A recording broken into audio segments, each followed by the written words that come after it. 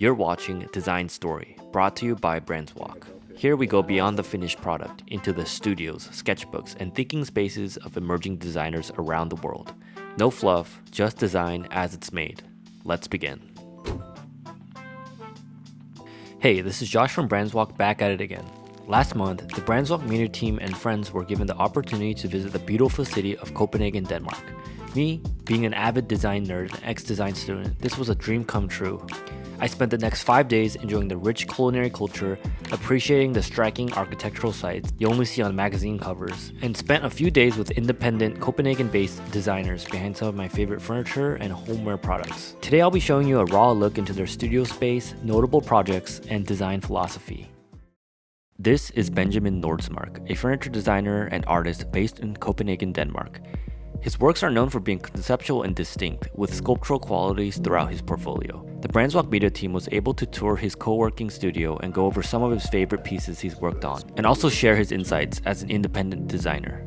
So without further ado, let's get started. We start off the interview by meeting Ben on a rainy street in Copenhagen, where he takes us on a drive to his studio space. So I studied furniture first for like 4 years. Or like cabinet making, and then I went to design school for about 6 years. Yeah, the first education is just hands-on. Oh, okay. It's not really like you just have to follow some drawings and do what they tell you to do. I see. But at design school you can do whatever you want. So I always really amazed by New York. So I was really young, I wanted to go there, and then I had the opportunity to get this grant when I finished design school. And then I looked up like 6 different artists in New York that I would like to work with.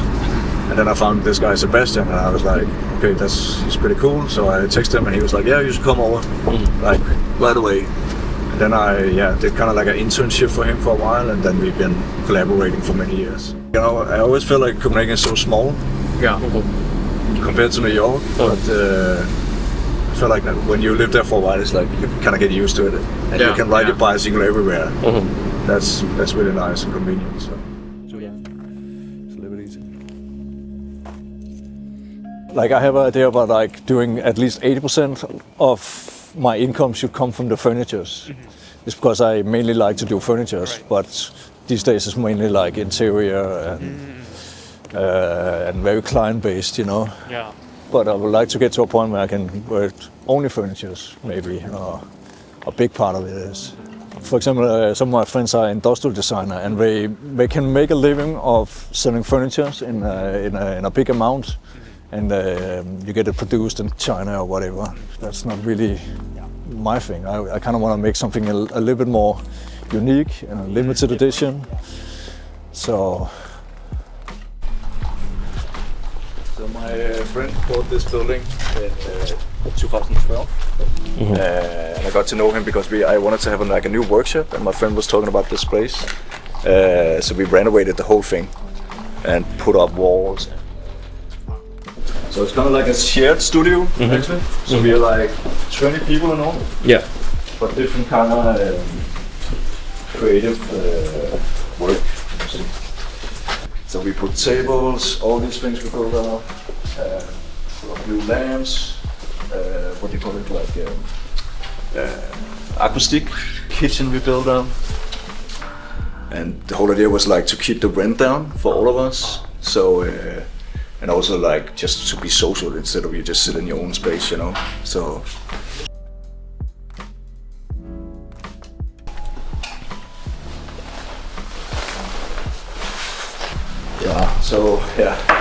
This is the whole space. So we have like almost like section where we work. So I usually use the middle section in here. That's my station, sort of. And then we all have like 2 or 3 shelves where we have our material and work tools and so on. Because we do a lot of projects here for clients and so on, and you have so many leftover materials. Yeah. So it's like, okay, it's kind of cool to try to use them again.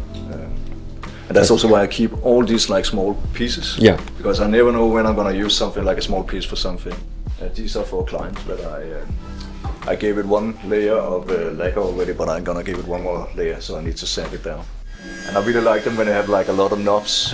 I think it gives it a lot of characters. It does, yeah. Even like usually people throw it away because of the knobs, but I think it gives it so much more character. Yeah. And it's the same with my 3-legged chair there. Oh, I love these, yeah. This is called Velcromat, so it's kind of like a composite material. So it's like fibers and glue. I see.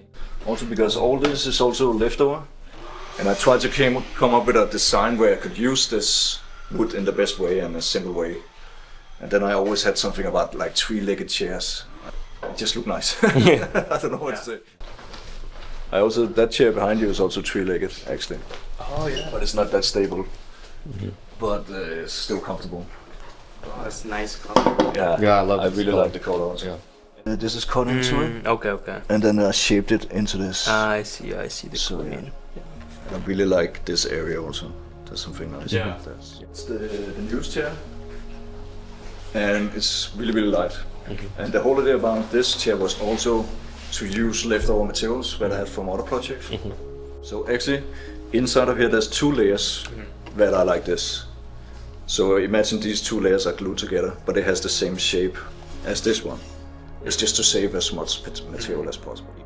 This is one of my favorite areas about the chairs. But it's kind of like open up here because of the angle. Oh yeah. I think it's really cool. Yeah, it is nice. And then of course this one is used to hold the whole chair together.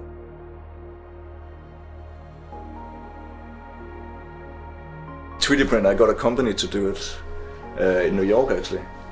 Okay. In 2018. They scan you the whole body.